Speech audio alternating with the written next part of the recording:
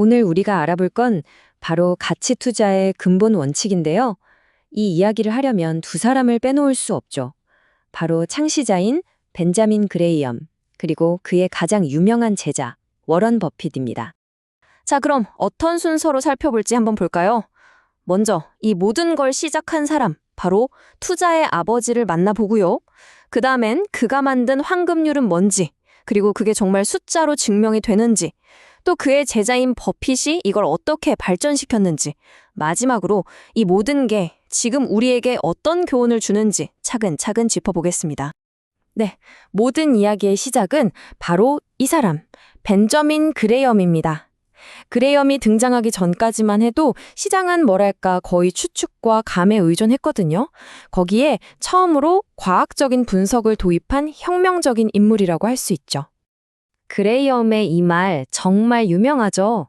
단기적으로는 시장은 투표기지만 장기적으로는 저울이다. 이 한마디에 그의 철학이 다 담겨 있다고 해도 과언이 아니에요. 그러니까 잠깐 반짝하는 인기에 투표하듯이 투자하지 말고 기업의 진짜 무게, 즉 내재 가치를 저울로 재듯이 꼼꼼히 따져보라는 거죠. 그레이엄은 여기서 아주 중요한 선을 하나 긋습니다. 바로 투자와 투기의 차이죠. 그가 말하는 투자는요, 철저한 분석을 해서 내 원금이 안전한지, 그리고 적절한 수익을 기대할 수 있는지 따져보는 거예요. 이런 과정이 없다? 그럼 그건 그냥 투기라는 거죠. 아주 명확하죠? 자, 그럼 이런 철학이 구체적으로 어떤 원칙으로 이어지는지 한번 볼까요? 이게 바로 그레이엄의 핵심 철학, 그의 황금률입니다. 첫 번째 원칙은 바로 안전마진입니다. 이게 가치 투자의 심장이라고 할 수 있어요.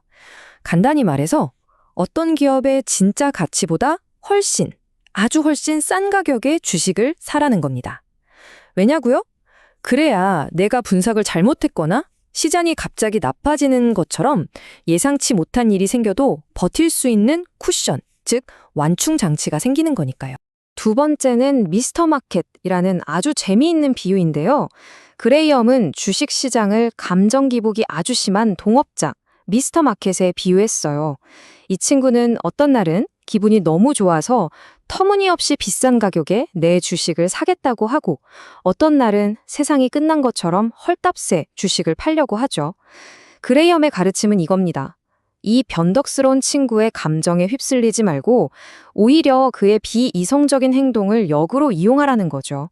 쌀 때 사고 비쌀 때 파는 기회로 삼으라는 거예요. 그리고 마지막 세 번째 원칙은 당연하게도 엄격한 분석입니다. 감으로 하는 게 아니에요. 그는 숫자를 봤습니다. 재무제표를 샅샅이 뒤져서 부채는 얼마나 되는지, 수익은 잘 내고 있는지, 자산 가치는 어떤지 등을 철저하게 분석했죠. 그래서 PBR이나 PER 같은 계량적인 지표들을 아주 중요하게 생각했고요. 그리고 한 회사에 몰빵하는 게 아니라 여러 회사에 나눠서 위험을 줄이는 분산 투자도 강조했습니다. 자, 여기까지 들으면 이론은 정말 완벽해 보이죠? 그런데 이런 생각이 들 수 있습니다. 이거 거의 100년 전 이야기인데 지금도 통할까? 그래서 데이터가 어떻게 말해주는지 한번 살펴보겠습니다. 과연 숫자로도 증명이 될까요? 그래서 이런 질문이 나옵니다. 75년이나 지났는데 과연 지나치게 싼 주식을 사는 전략이 여전히 시장보다 높은 수익을 낼 수 있을까요? 여기에 대한 답을 찾기 위해 그레이엄의 대표적인 전략인 순유동자산 전략의 성과를 무려 25년간 취적한 학술 연구가 있습니다. 그걸 한번 보시죠. 결과가 어땠을까요? 놀랍게도 1984년부터 2008년까지 이 그레이엄의 전략을 따른 포트폴리오는 월 평균 2.55%라는 수익률을 기록했습니다. 월 2.55%요. 이게 얼마나 대단한 수치인지 감이 잘 안 오실 수도 있는데요. 바로 다음 차트를 보시면 확실히 알 수 있습니다. 보세요. 같은 기관 소형주 지수가 월 1.24%, 그리고 뉴욕증권거래소와 아멕스 지수를 합친 전체 시장이 0.85% 수익을 낼 때 그레이엄의 전략은 2.55%를 기록했습니다. 소형주 지수보다 2배 이상, 시장 전체보다는 거의 3배나 높은 수익률을 보인 거죠. 정말 압도적이지 않나요? 더 흥미로운 점은 이 연구의 결론입니다.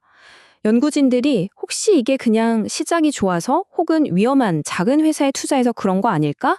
하고 여러 가지 요인들을 다 따져봤어요. 그런데 시장 위험, 기업 규모, 재무 상태가 안 좋은 기업이라서 그런 건지 이런 일반적인 위험 요인들로는 이 엄청난 초과 수익이 다 설명이 안 된다는 겁니다. 뭔가 특별한 게 있다는 거죠. 바로 이 강력하고 증명된 전략이 우리가 잘 아는 그 사람, 워런 버핏 투자의 근간이 됩니다. 버핏은 스승인 그레이엄의 핵심 아이디어를 그대로 물려받았지만 거기에 머무르지 않고 자신만의 방식으로 이걸 한 차원 더 진화시켰습니다. 버핏은 콜롬비아 대학에서 그레이엄 교수에게 유일하게 A+를 받은 그야말로 수제자였는데요.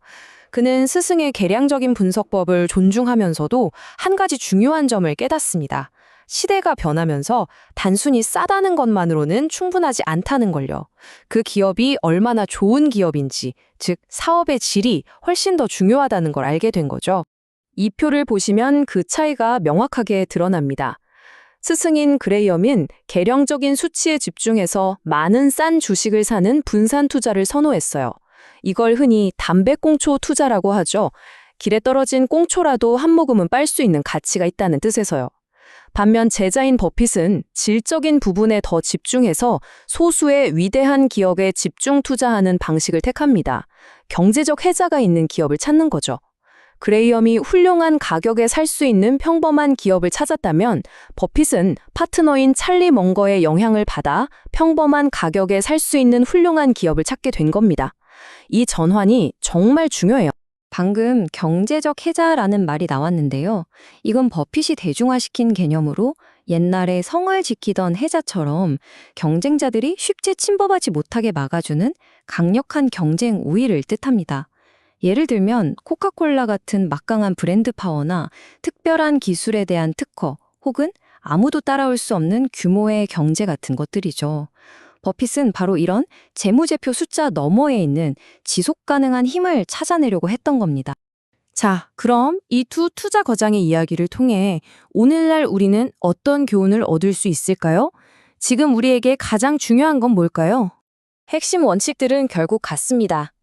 첫째, 주식을 사고 파는 투기꾼이 아니라 내가 이 회사의 주인이라는 생각으로 접근해야 합니다.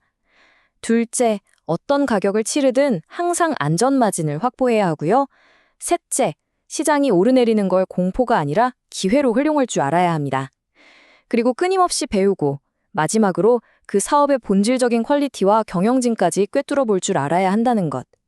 여러분이 그레이엄처럼 아주 싼 주식을 선호하든 버핏처럼 훌륭한 기업을 선호하든 이 5가지 원칙은 성공적인 투자에 변치 않는 주춧돌입니다.